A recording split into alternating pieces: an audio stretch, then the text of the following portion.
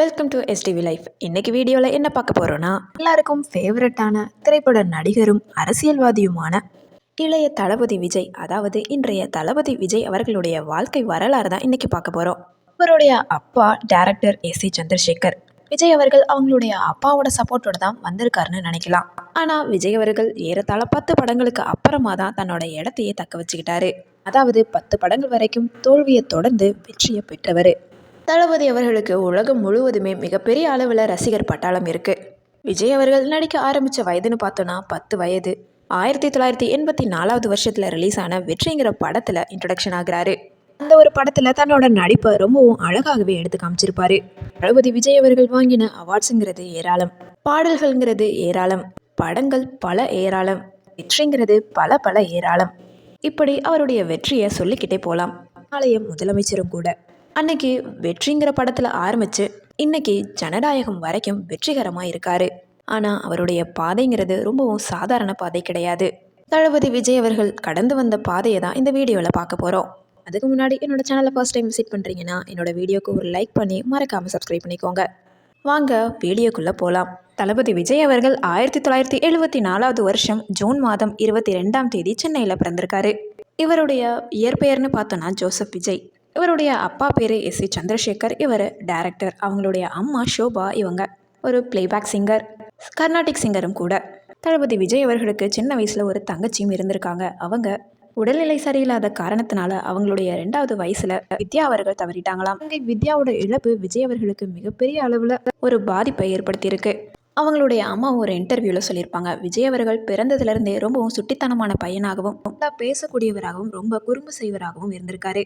ஆனால் அவருடைய தங்கச்சியோட இழப்புக்கு அப்புறமா சைலண்ட் ஆகிட்டாராம். அவருடைய தங்கச்சியான வித்யாவோட கதை 2005 வருஷத்தில் ரிலீஸ் ஆன சுக்ரன் படத்தில் ஒரு சின்னதாக சொல்லியிருப்பாங்க. அந்த ஒரு படத்தில் விஜய் அவர்கள் ஒரு கெஸ்ட் ரோல்லையுமே வந்திருப்பாரு. தளபதி விஜய் அவர்கள் சின்ன வயசுல இருந்தே சென்னையில் தான் இருந்திருக்காரு. விஜய் அவர்கள் ஸ்டார்டிங் டைமில் கோடம்பாக்கத்தில் உள்ள பாத்திமா ஹையர் செகண்டரி ஸ்கூலில் தான் தன்னோட படிப்பை ஸ்டார்ட் பண்ணியிருக்காரு. அதுக்கப்புறமா விருகம்பாக்கத்தில் உள்ள ஹையர் செகண்டரி ஸ்கூலில் படிச்சிருக்காரு. தன்னோட படிப்பை முடிச்சதுக்கப்புறமா லயோலா காலேஜில் விஷுவல் கம்யூனிகேஷனும் ஜாயின் பண்ணுறாரு. ஆனால் அவர் மூவி ஷூட்டிங்கில் ரொம்பவும் பிஸியாக இருந்த காரணத்தினால தன்னோட படிப்பை பாதியிலே நிப்பாட்டிட்டாரு.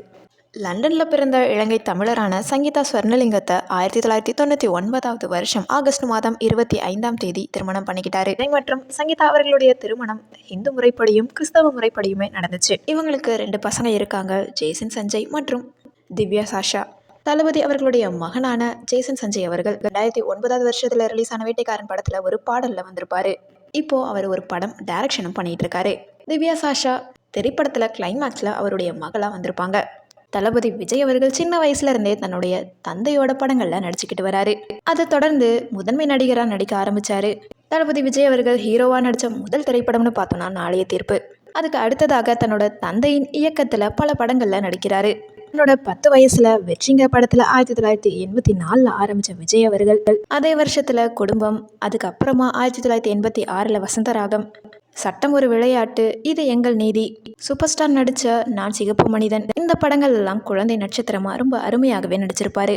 தளபதி விஜய் அவர்கள் குழந்தை நட்சத்திரமாக நடித்ததற்கு அடுத்ததா தன்னோட 18வது வயசுல நாளைய தீர்ப்புங்கிற படத்துல முன்னணி நடிகராக தோன்றாரு. இதை தொடர்ந்து விஜயகாந்த் அவர்களுடைய செந்தூர பாண்டி 1993 ரிலீஸ் ஆகுது. இந்த ஒரு படம் நல்ல ஒரு வசூலையுமே கொடுக்குது. அதுக்கு அடுத்ததாக 1994 வருஷத்துல ரசிகன்கிற படத்துல வராரு. இந்த ஒரு படமும் நல்ல ஒரு வசூலையுமே கொடுக்குது. அந்த ஒரு படத்துல, அதாவது ரசிகன்கிற மூவில தான் இளைய தளபதிங்கிற அடைமொழி விஜய் அவர்களுக்கு கிடைக்குது. ஆனால் பிற்காலத்தில் ரசிகர்களால் சோஷியல் மீடியாவால் மிகப்பெரிய அளவில் பிரபலமாகவுமே ஆனது. அதுக்கடுத்ததாக விஷ்ணு சந்திரலேகா 1995 கோயம்புத்தூர் மாப்பிள்ளையுமே நடிக்கிறாரு. 1996 விக்ரமன் அவர்கள் இயக்கிய பூவே உனக்காக திரைப்படத்தில் விஜய் அவர்கள் நடிக்கிறாரு. இந்த ஒரு படம் விஜய் அவர்களுடைய முதல் வெற்றிகரமான படமாகவுமே மாறுது.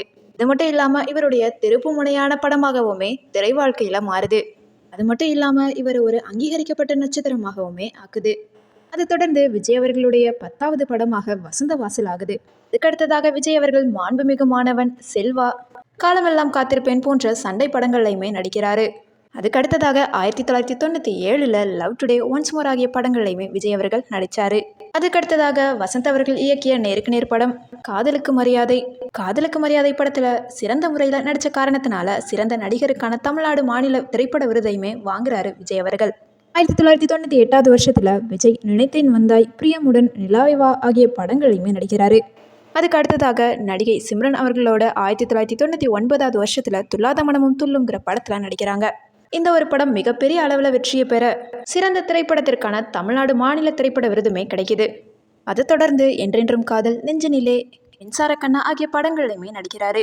அதுக்கடுத்ததாக 2000வது வருஷம்னு பார்த்தோன்னா கண்ணுக்குள் நிலவு, குஷி, பிரியமானவளே, 2001 ஃப்ரெண்ட்ஸ், அதுக்கடுத்ததாக ஷாஜஹான் படத்துலையுமே நடிக்கிறாரு. அதுக்கடுத்ததாக தெலுங்கு மூவியான தம்முடு மூவியோட ரீமேக்கான பத்ரி மூவிலையுமே நடிக்கிறாரு. 2002வது வருஷத்தில் விஜய் அவர்கள் தமிழன் படத்தில் நடிக்கிறாரு. இந்த படத்தில் தான் முன்னாள் உலக அழகியான பிரியங்கா சோப்ரா அவர்களுமே இன்ட்ரடக்ஷன் ஆகுறாங்க. அதுக்கடுத்ததாக தளபதி விஜய் அவர்கள் யூத், பகவதி, 2003வது வருஷம்னு பார்த்தோன்னா வசீகரா, புதிய கீதை பல படங்களோட ஆரம்பிக்கிறாரு. அதே மாதிரி 2003வது வருஷம் விஜய் அவர்கள் திருமலைங்கிற படத்தில் ஜோதிகா கூட நடிக்கிறாங்க. இந்த படம் விஜய் அவர்கள் இதுவரை நடித்தது இல்லாமல் வித்தியாசமான கோணத்தில் காமிச்சது. இந்த ஒரு படமுமே விஜய் அவர்களுக்கு கிளிக்காக 2002வது வருஷத்தில் உதயா படம் ரெடியாகி 2004வது வருஷத்தில் ரிலீஸ் ஆகுது. அடுத்ததாக தெலுங்குல சூப்பர் ஹிட்டான ஒக்கடுங்கிற மூவி தமிழில் கெல்லிங்கிற படமாக ரிலீஸ் ஆகுது. இன்னும் சொல்லப்போனால் தமிழ்நாட்டில் 200 நாட்கள் வரைக்கும் ஓடின படம்னு சொல்லலாம். இன்னும் சொல்லப்போனால் தமிழ்நாட்டிலேயே 50 கோடிக்கும் மேலே வசூல் செய்த முதல் திரைப்படம்னு நம்ம சொல்லலாம். அதற்கடுத்ததாக விஜய் அவர்கள் ரமணா மாதேஷ் அவர்கள் டைரக்ஷனில் மதுரங்கிற திரைப்படத்தில் நடிக்கிறாரு. அதுக்கடுத்ததாக 2005வது வருஷத்தில் பேரரசு டைரக்ஷனில் திருப்பாச்சி படத்தில் நடிக்கிறாரு. இந்த படத்தில் ஒரு தங்கச்சியோட அண்ணனா ரொம்பவும் அழகாகவே நடிச்சிருப்பாரு. அதுக்கடுத்ததாக சுக்கரன் படத்தில் ஒரு கெஸ்ட் ரோலில் வந்திருப்பாரு. அதுக்கடுத்ததாக ஒரு கியூட்டான சாக்லேட் பாயா சச்சின் படத்தில் ஜெனிலியா அவர்களோட நடிச்சிருப்பாரு. சிவகாசி, ஆதி, போக்கிரி 2007வது வருஷத்தில் 3வது மிக அதிக வசூல் செய்த திரைப்படமாகவும் போக்கிரி படமாக இருக்குது. போக்கிரி படத்தில் விஜய் அவர்களுடைய கேரக்டர் ரொம்பவும் அழகாகவே இருந்துச்சு. 2007வது வருஷத்தில் அழகிய தமிழ் மகன் இந்த ஒரு படத்தில் டபுள் ஆக்ஷனாக நடிச்சிருப்பாரு. வில்லனாகவும் விஜயாக நடிச்சிருப்பாரு. கதாநாயகனாகவும் விஜய் அவர்கள் நடிச்சிருப்பாரு. அதுக்கடுத்ததாக குருவி, வில்லு, வேட்டைக்காரன், சுறா பல படங்கள் ரிலீஸ் ஆக 2011வது வருஷத்தில் ஆரம்ப காலத்தில் விஜய் மீண்டும் இயக்குனர் சித்திக் அவர்களோட காவலன் படத்தில் இணைகிறாரு. இந்த ஒரு படம் மலையாள திரைப்படமான பாடிகார்ட் படம் ரீமேக் பண்ணப்படுது. காவலன் படம் எல்லாருக்கும் பிடிச்சு போனது மட்டும் இல்லாமல் நல்ல ஒரு வசூலையுமே கொடுக்குது. காவலன் திரைப்படம் சீனாவில் ஷாங்காய்ங்கிற ஒரு சர்வதேச திரைப்பட விழாவில் இடம்பெறுது. அதே வருஷத்தில் தீபாவளி அப்போ ராஜா அவர்கள் இயக்குன அடுத்த படமான வேலாயுதமும் ரிலீஸ் ஆகுது. வேலாயுதம் 2011வது வருஷத்தில் அதிக வசூல் செய்த படமாகவும் இருக்குது. விஜய் அவர்களோட அடுத்த படம்னு பார்த்தோன்னா நண்பன். இந்த ஒரு படம் 3 Idiots என்ற ஒரு ஹிந்தி படத்தை ரீமேக் பண்ணப்பட்டுச்சு. ஹிந்தியில் அமீர் கான் அவர்கள் நடிச்சிருப்பார். அவருடைய கேரக்டரில் தான் விஜய் அவர்கள் நடிச்சிருப்பார். இந்த ஒரு படத்தை டைரக்ஷன் பண்ணது டைரக்டர் சங்கர் அவர்கள். இந்த படம் 2012வது வருஷத்தில் பொங்கல் வார இறுதியில் ரிலீஸ் பண்ணப்பட்டுச்சு. வசூல்லையுமே மிகப்பெரிய அளவில் வெற்றியை பெற்றுச்சு. இந்த ஒரு படத்தில் விஜய் அவர்கள் நடித்த நடிப்புக்காக கமல்ஹாசன் உட்பட பலரும் பாராட்டியிருக்காங்க. இது மட்டும் இல்லாமல் நண்பன் படம் 100 நாட்கள் வரைக்குமே ஓடினது. அடுத்ததாக பிரபுதேவா அவர்கள் டைரக்ஷன் பண்ண அக்ஷய்குமார் அவர்கள் நடித்த 2012வது வருஷத்தில் ரிலீஸ் ஆன ரவுடி ரத்தோர் படத்தில் கெஸ்ட் ரோலில் நடிச்சிருப்பாரு. அடுத்ததாக 2012வது வருஷத்தில் தீபாவளி டைமில் துப்பாக்கி படமும் ரிலீஸ் ஆகுது. இந்த ஒரு படம் நல்ல ஒரு விமர்சனத்தை கொடுக்குது. இன்னும் சொல்ல போனால் சிவாஜி எந்திரனுக்கு அப்புறமா 100 கோடிக்கு மேலே வசூல் செய்த 3வது படமாகவும் சொல்லலாம். இன்னும் சொல்ல போனால் தளபதி விஜய் அவர்களோட அதிக வசூல் செய்த படமாகவும் துப்பாக்கியாக மாறினுச்சு. இந்த ஒரு படம் 180 கோடிக்கு மேலே வசூல் செய்த படம். அதுக்கடுத்ததாக விஜய் அவர்கள் டைரக்ஷனில் அடுத்த படம் தலைவா ரிலீஸ் ஆகுது. இந்த படம் உலக அளவில் ரிலீஸ் பண்ணப்படுது 2013வது வருஷத்தில். ஆனால் தமிழ்நாட்டில் லேட்டாக தான் ரிலீஸ் பண்ணப்படுது. அதுக்கடுத்ததாக காஜல் அகர்வால், மோகன்லால் அவர்களோட ஜில்லாங்கிற படம் ரிலீஸ் ஆகுது. இந்த படமும் வசூலில் மிகப்பெரிய அளவில் வெற்றி பெறுது. தளபதி விஜய் அவர்கள் முருகதாஸ் அவர்களோட திரும்பவும் கத்தைங்கிற படத்தில் ஒன்று சேர்றாங்க. இந்த படத்தில் சமந்தா அவர்கள் நடிச்சிருக்காங்க. இன்னும் சொல்லப்போனால் 2014வது வருஷத்தில் அதிக வசூல் செய்த படமாகவும் இருக்குது.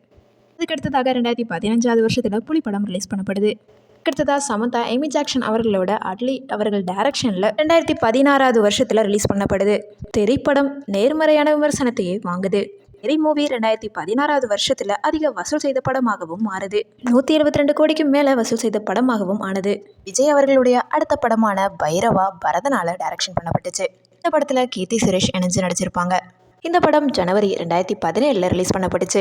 இதுக்கு அடுத்ததாக மெர்சல் அட்லியால் இயக்கப்பட்டுச்சு. இந்த படத்தில் சமந்தா, காஜல் அகர்வால், நித்யா மேனன் அவர்கள் நடிச்சிருப்பாங்க. இந்த படம் 2017 செகண்ட் ஹாஃபில் ரிலீஸ் பண்ணப்பட்டுச்சு. விஜயோட திரை வாழ்க்கையில் மிக அதிக வசூல் செய்த படமாக மெர்சல் ஆணுச்சு. இந்த படம் 250 கோடிக்கு மேலே வசூல் செய்த முதல் படமாகவும் மாறினது. காவலனுக்கு அடுத்ததா 2011ஆவது வருஷத்துக்கு அடுத்ததா மெர்சல் படம் தென்கொரியாவிலேயே புச்சியான்கிற சர்வதேச திரைப்பட விழாவில் திரையிடப்பட்டுச்சு. இவரது அடுத்த படமான சர்க்கார் AR முருகதாஸ் அவர்களால் இயக்கப்பட்டுச்சு.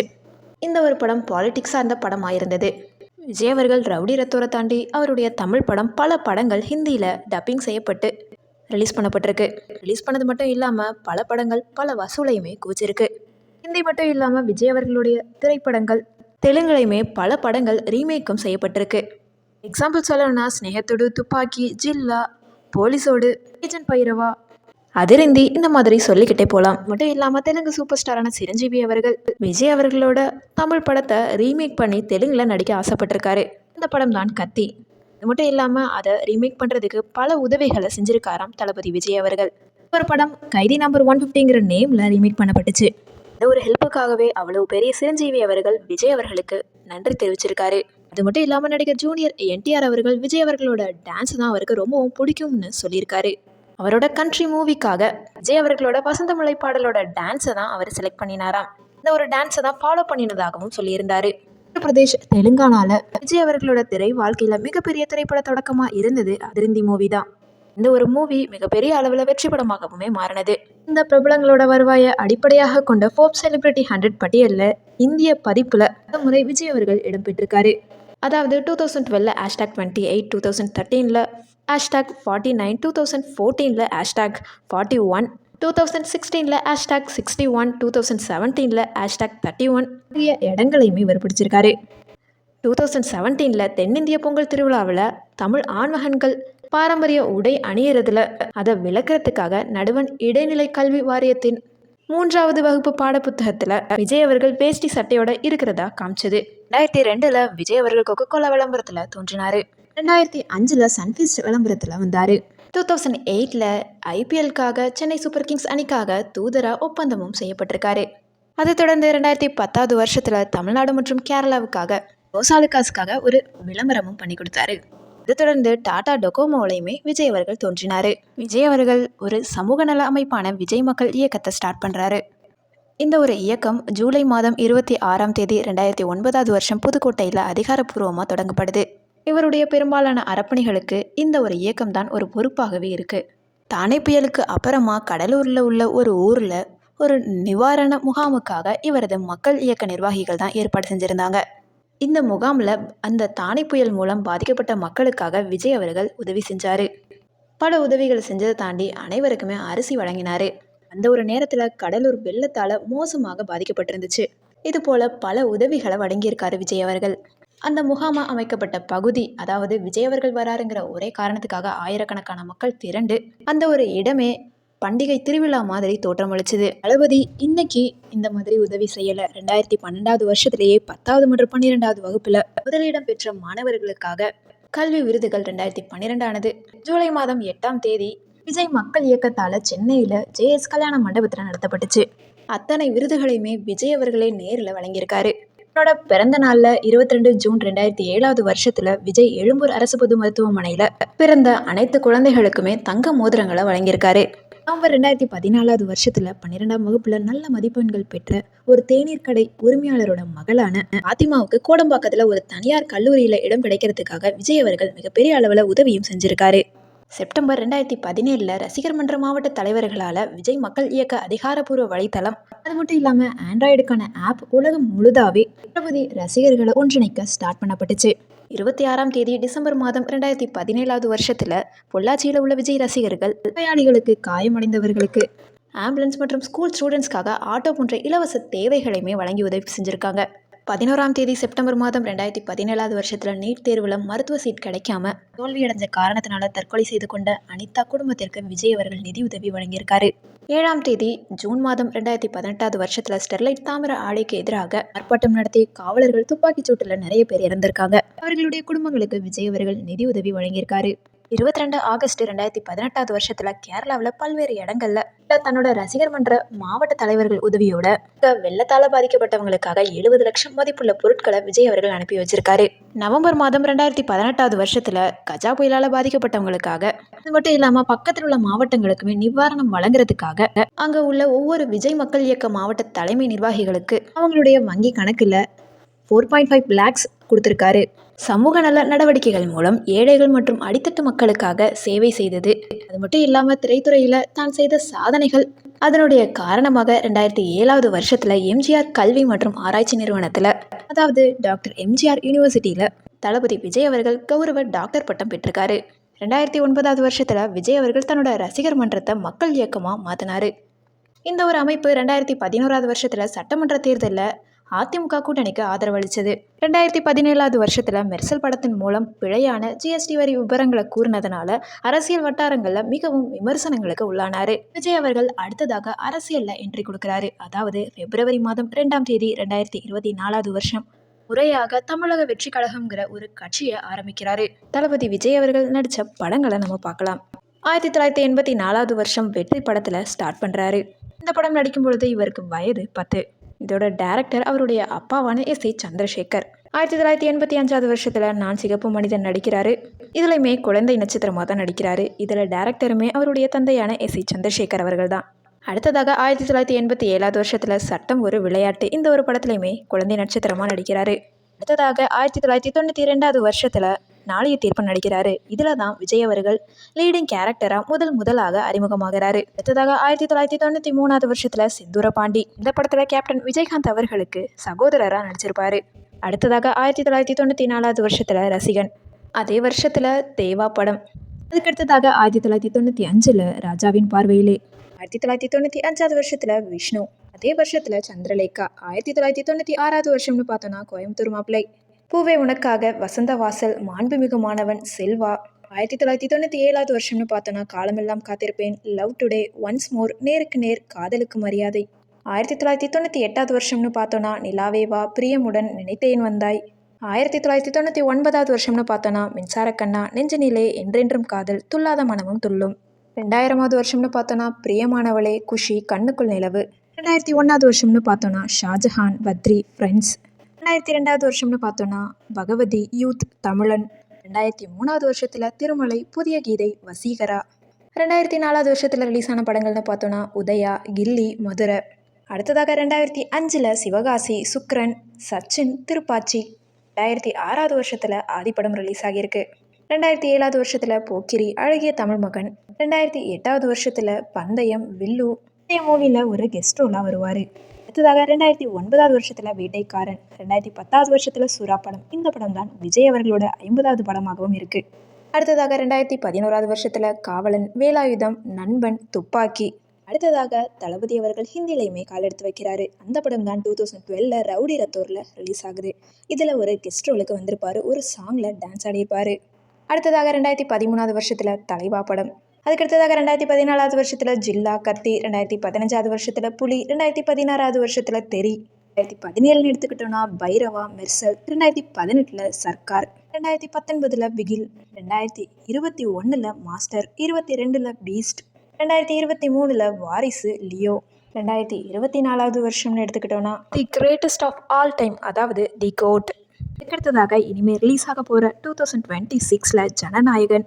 இந்த மூவிக்காக யாரெல்லாம் வெயிட் பண்ணிட்டு இருக்கீங்கன்னு சொல்லி என்னோட கமெண்ட்டில் சொல்லுங்கள். அது மட்டும் இல்லாமல் தளபதி அவர்களுடைய என்ன மூவி உங்களுக்கு ஃபேவரட்டுங்கிறதையும் என்னோட கமெண்ட்டில் சொல்லுங்கள். தளபதி அவர்கள் பாடின பாடல்கள்னு பார்த்தோன்னா 1994 வருஷத்தில் தான் கோத்தகிரி குப்பம்மா தேவா படத்தில் பாடுறாரு. அடுத்ததாக அதே படத்தில் ஐயையோ அழுமேலு ஆவின் பசும்பாலுங்கிற பாட்டையுமே பாடுறாரு. அடுத்ததாக அதே வருஷத்தில் ரிலீஸ் ஆன விஷ்ணு படத்தில் தொட்டபெட்டா சாங்கையுமே பாடுறாரு. இதுக்கடுத்ததாக 1995 ரிலீஸ் ஆன கோயம்புத்தூர் மாப்பிள்ளை படத்தில் பம்பாய் பார்ட்டி, ஷில்பா ஷெட்டிங்கிற பாட்டையுமே பாடுறாரு. 1996 வருஷத்தில் ரிலீஸ் ஆன மாண்புமிகு மாணவன் படத்தில் திருப்பதி போனா மொட்டை, காலமெல்லாம் காத்திருப்பேன் படத்தில் 5ஆம் நம்பர் பஸ்ஸில் ஏறி, செல்வா படத்தில் சிக்கன் கரை.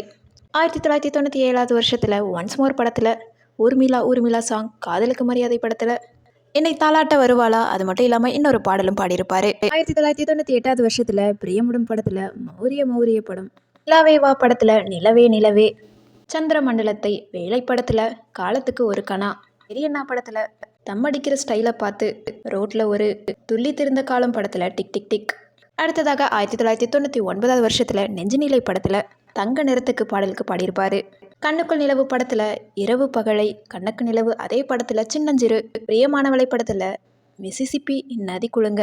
2001 பத்ரி படத்தில் என்னோட லைலா சாங். 2002 எடுத்துக்கிட்டோன்னா தமிழன் படத்தில் உள்ளதை கில்லாதே, பகவதி படத்தில் கொக்கோ கோலா. 2005 சச்சின் படத்தில் வாடி வாடி சாங். அடுத்ததாக 2012 வருஷத்தில் துப்பாக்கி படத்தில் கூகுள் கூகுள் சாங். அடுத்ததாக 2013 வருஷத்தில் தலைவா படத்தில் வாங்கண்ண வணக்கங்கண்ணா சாங். ஜில்லா படத்தில் கண்டாங்கி கண்டாங்கி சாங். 2014 வருஷத்துலேயே கத்தி படத்தில் ஸ்டேக்க செல்ஃபி புள்ள சாங். அடுத்ததாக 2015 வருஷத்தில் புலி படத்தில் ஏண்டி ஏண்டி சாங். 2016 வருஷத்தில் தெரி படத்தில் செல்லக்குட்டி சாங். 2019 வருஷத்தில் பிகில் படத்தில் நெஞ்சுக்குள்ளே குடியிருக்கும். 2021 வருஷத்தில் மாஸ்டர் படத்தில் லிட்டில் ஸ்டோரி சாங். 2022 வருஷத்தில் பீஸ்ட் படத்தில் ஜாலியோ ஜிம்கானா சாங். அடுத்ததாக 2023 லியோ மூவியில் நான் ரெடி தான் வரவா சாங். தளபதி விஜய் அவர்களோட வாய்ஸ்னாலே செம்ம ஹிட்டு தான். அதுலேயுமே பாடல்கள் மிகப்பெரிய அளவில் ஹிட் ஆகியிருக்கு. உங்களோட ஃபேவரட்டான சாங் எதுங்கிறதையும் என்னோட கமெண்ட்ல சொல்லுங்க. தளபதி வாங்கின சிறந்த விருதுகள்னு பார்த்தோன்னா 1998 வருஷத்தில் ரிலீஸ் ஆன காதலுக்கு மரியாதை படத்துலையும் 2005 ரிலீஸ் ஆன திருப்பாச்சி படத்துலையுமே சிறந்த நடிகருக்கான விருதையும் வாங்கியிருக்காரு. விஜய் டிவியில் வாங்கின அவார்ட்ஸ்னு பார்த்தோன்னா 2006 வருஷத்தில் திருப்பாச்சி சிவகாசி படத்துக்காக 4 சூப்பர் ஸ்டார் விருது வாங்கியிருக்காரு. போக்கிரி அழகிய தமிழ்மகன் படத்துக்காக 2007 வருஷத்தில் பெஸ்ட் என்டர்டெய்னர் அவார்டும் வாங்கியிருக்காரு.